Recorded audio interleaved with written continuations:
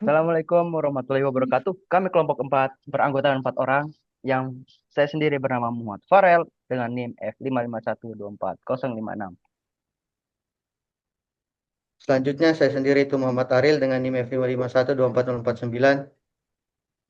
Lalu ada saya Reynal Maliki dengan NIM F551240057. Saya Dimas Regnald Bamakirti dengan NIM F551-24055.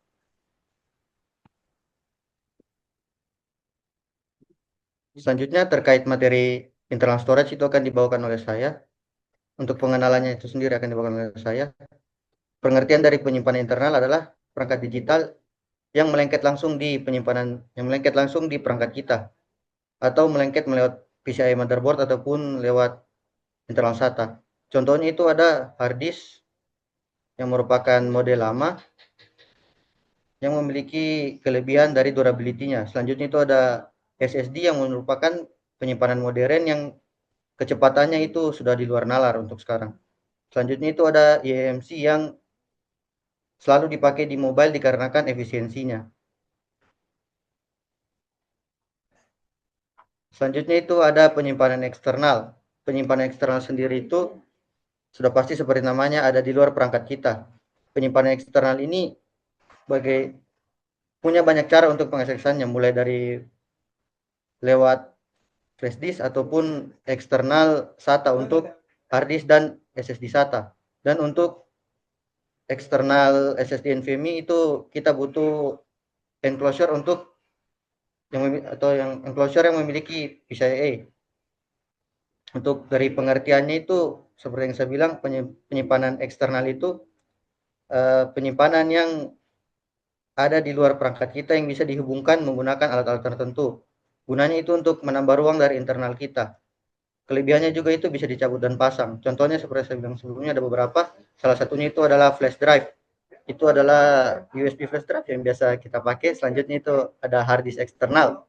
Yang umumnya ini ada dua ukuran.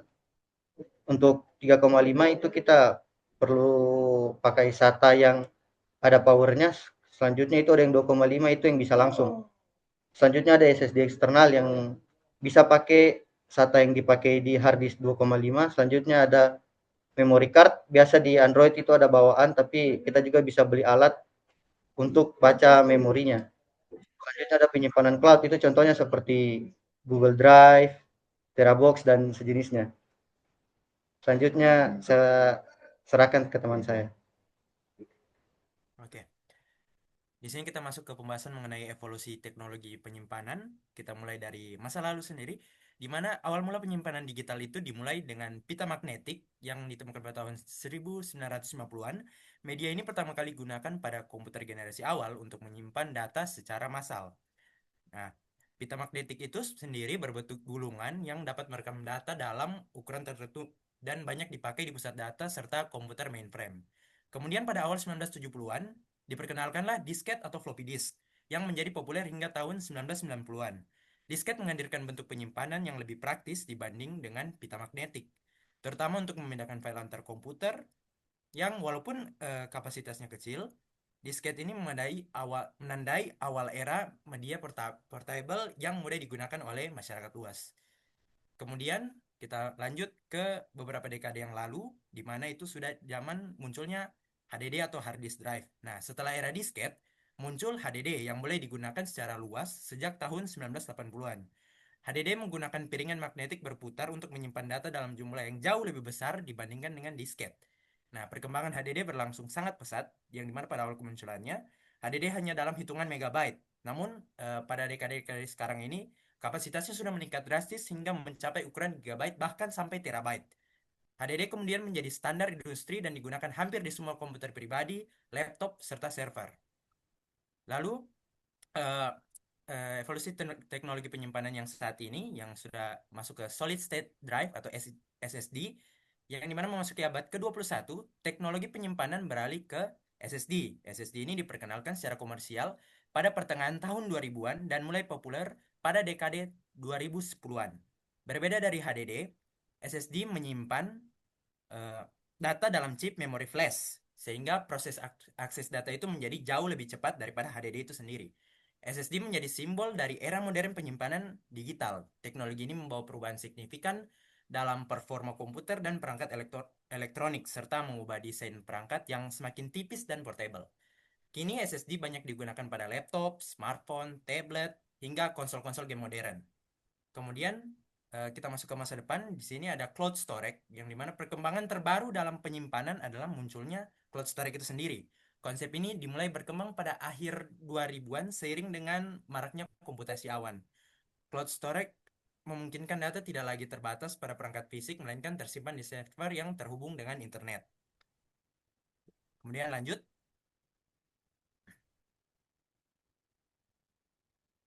Nah, di sini kita masuk ke perbandingan internal dan external storage. Yang mana pertama yaitu pada poin lokasi. Untuk internal sendiri itu dia penyimpanannya itu tertanam langsung dalam perangkat, seperti dalam laptop, PC, atau smartphone. Sedangkan untuk external storage itu dapat dipindahkan dan dilepas-lepas sesuai dengan kebutuhan masing-masing. Lalu kemudian ke kecepatan akses. Internal storage memiliki kecepatan akses yang tinggi karena terhubung langsung ke motherboard atau perangkat keras utama. Sedangkan external storage aksesnya itu bervariasi tergantung dari jenis dan koneksi itu sendiri. Jadi meskipun fleksibel, kecepatan umumnya tidak secepat penyimpanan internal. Kemudian lanjut ke poin kapasitas. Internal storage kapasitasnya terbatas sesuai spesifikasi perangkat. Misalnya laptop SSD-nya 512 GB atau ponsel dengan internal 128 GB. Lalu external storage itu fleksibel dan bisa diperluas sesuai kebutuhan. Pengguna mungkin dapat menambah flash disk, HDD eksternal, atau kapasitas cloud tanpa mengganggu penyimpanan internal. Kemudian ada portabilitas di mana internal storage itu tidak portable karena menyatu dengan perangkat itu sendiri, sehingga data hanya bisa diakses selama perangkatnya itu menyala atau digunakan. Sedangkan external storage itu sangat portable, mudah dibawa kemana saja sesuai dengan poin lokasi tadi, di mana external storage ini dia lokasinya itu tidak terdapat langsung dalam perangkat itu sendiri. Lalu kemudian di poin keamanan. Untuk poin keamanan itu internal storage itu lebih aman karena resiko fisiknya sendiri lebih ringan daripada eksternal, karena selama perangkatnya itu tidak rusak atau terkena serangan digital, data tersebut relatif aman. Sedangkan external storage itu lebih rentan hilang atau rusak secara fisik karena sering dipindahkan, apalagi untuk external storage yang ukurannya kecil seperti flash drive. Selain itu ada juga jika data dilindungi password. Jika data tidak dilindungi password atau terenkripsi, data itu mudah diakses pihak lain ketika media itu hilang.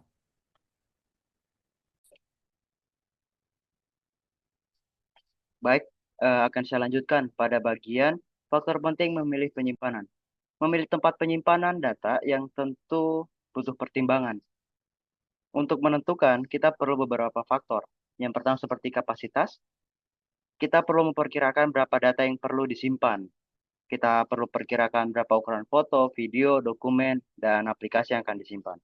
Tentu juga kita perlu memikirkan tentang kecepatan dari penyimpanan, seberapa cepat penyimpanan itu membuka data untuk misalnya program penting, misalnya seperti SSD untuk menyimpan arsip. Misalnya kecepatan yang tidak terlalu penting.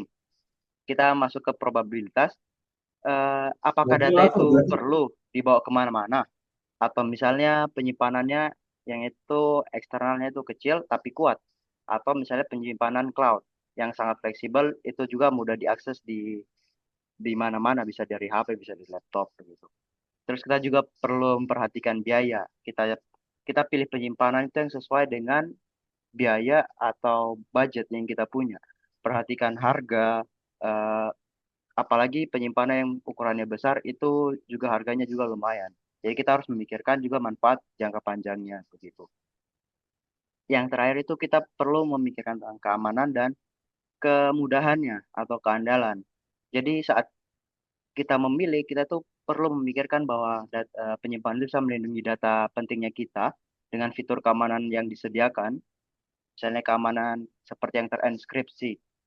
Jadi kita juga perlu memilih penyimpanan yang terpercaya dan selalu punya backup untuk menyimpan cadangan kita sendiri.